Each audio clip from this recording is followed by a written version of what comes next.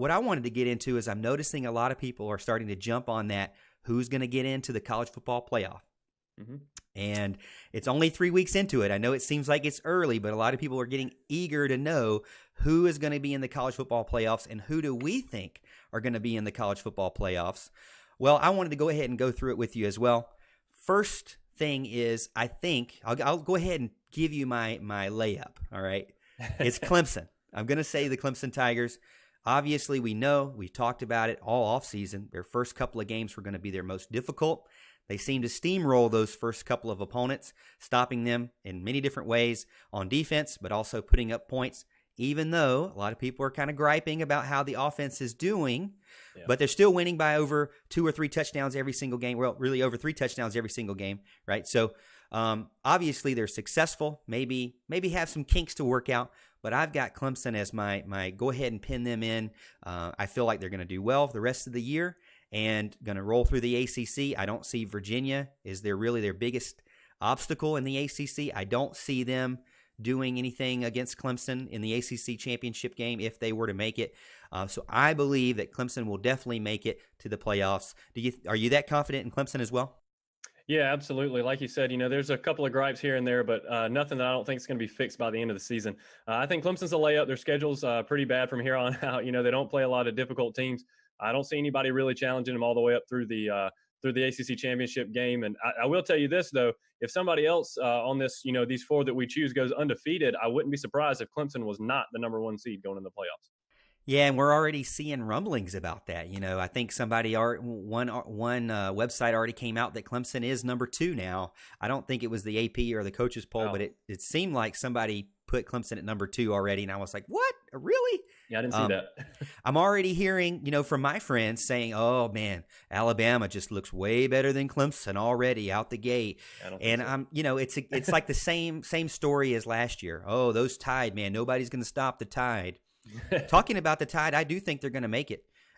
They have a wide receiver core where we saw last weekend that they could basically abandon the run, much like kind of what Clemson did. We'll talk about that further. But they could basically abandon the run altogether, which is so uncharacteristic of Alabama, and just pass all over you because they have, Ruggs, Waddle, and the rest of the gang. There are like 5 other guys that are really good in the passing game. They lost their big 5-star running back that was going to be a true freshman, big-time recruit. They lost him to a season-ending leg injury. So they have Najee Harris, but really nobody else after him, in my opinion. Harris is their go-to guy.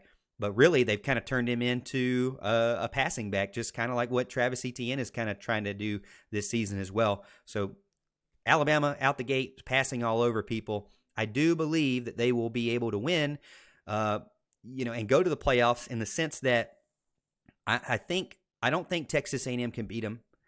I'm hoping that LSU can give them a good game, but LSU's got to go through Auburn the week before or 2 weeks before, also Florida and Mississippi State. That's a couple of hard games going into it, and Alabama doesn't have a lot of hard games going into it. They both have a bye week before that big game in the beginning of November. So, and it's in Alabama. So I feel like Alabama's going to have a pretty good schedule going out through the season. So my second one in is Alabama. What you got? Well, my third is actually Alabama for a lot of the reasons you mentioned. If I think LSU could really give them a game if they had them in the fake Death Valley this year. But since the Tide has them at home, I'm going to kind of give the nod to Nick Saban as my number 3 team. My number 2 team I actually have in is Georgia, because I'm still under the impression right now that, as much as that pains me to say it, that Georgia's going to take down Alabama in the ACC championship game. So I have Georgia right now as my number 2, Alabama number 3. I think this time you're cheating off on my paper, and I agree with that too. I feel like that this is a key game. This is what my dad calls Separation Saturday for Georgia specifically. They can't let Notre Dame come in there and work them. We'll talk about that later. I won't get into it, but we're going to talk about Notre Dame and Georgia in our segment number 3, week 4 picks against the spread. But they cannot let Notre Dame take over in Athens. It's a big game. They have to prove that they can win these big games.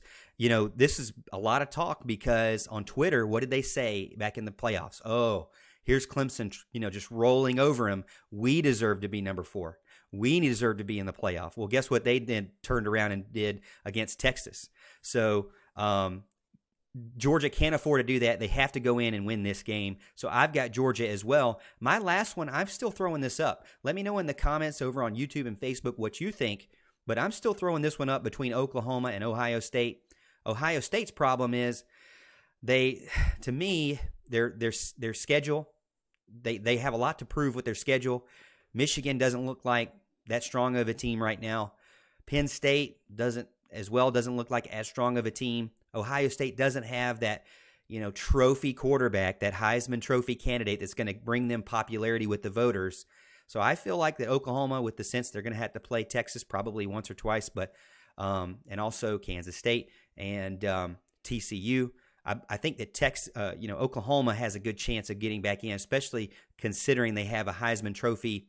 We know how it is at the early onset of the year. People want to go ahead and give Jalen Hurts the Heisman Trophy, just like they do everybody else. So I'm going to go ahead and still stick with my original pick of Oklahoma, but I see Ohio State. I see you, but I just don't know. You really haven't played anybody yet, so I just don't know. Yeah, Ohio State looked pretty good. I actually have Ohio State at number 4. They look pretty good against a decent Cincinnati team. They blew them out at home, actually. I wanted to prove themselves a little more, but right now, it looks like one of their hardest games is Michigan. And I think Michigan is incredibly overrated, as they have been for several years now, in my opinion. But the other big games they have are at home. So I'm taking Ohio State to kind of be that 4th team in. I will tell you this, you have the toss-up between Ohio State and Oklahoma. If both of those go undefeated, one of these SEC teams is getting left out. And we know how the SEC bias is with ESPN and how much they always want to talk about their teams and rank them high. It's ridiculous. But I don't think they can leave out Oklahoma and Ohio State. They're two big-name programs. If Clemson, Ohio State, Oklahoma, goes undefeated, all 3 of those are in, with the SEC championship being the 4th team. You don't think they did it a couple of years ago, right, where a team was left out and it was a big deal, big controversy. Everybody was all mad about it. I agree with you. I think if anything, they're gonna lean towards not putting 2 SEC teams in order to prevent that, griping of, oh, we left somebody out. A lot of people like Taj Boyd and Eric McLean are already saying, hey, let's just move it to like a 8-team playoff and just get rid of this controversy, right? But there's such a big gap between the top, I would say 3, and then everybody else. So I think you're going to get a lot of disappointment if you have that many games in, or that many teams in. Do you think that an 8-team playoff is what's necessary to further the playoff and the sport as a whole? Yeah, absolutely. I'm a big proponent of the 18 playoff. We talked about this before. It's actually not in Clemson's benefit to go to an 18 playoff the way we're doing now. It'd be good for us if we went back to 2 teams, because we're always in the top 2. We want to make it in there, the path of least resistance for sure. You don't want to have to play those extra good teams at the end of the year. You just want to go ahead and be put in the championship game. But, I think it's good for the sport. I think right now, with the SEC bias and everything like that we were talking about earlier, I just don't think you said somebody was left out. They were an undefeated team. I think it might have been Central Florida or somebody like that. And you're right, but they're not a big name like Ohio State and Oklahoma. I just don't think they can leave those teams out. And I don't think they will either. I think, eventually they would just kind of pick up their ball and go home, tell the NCAA, see you later. We'll form our own conference or get out of here. Eventually they're just not going to take it anymore if they're kind of shunned, especially for an SEC team that just lost right before. I get it. It's a championship game. It's just kind of the consequence of having a championship game. You have to play that awesome team right there at the end of the year. But I think it's going to be a lot of fun. But I'd be all for them moving to 8 teams and going ahead and making sure that the top teams were in the playoff.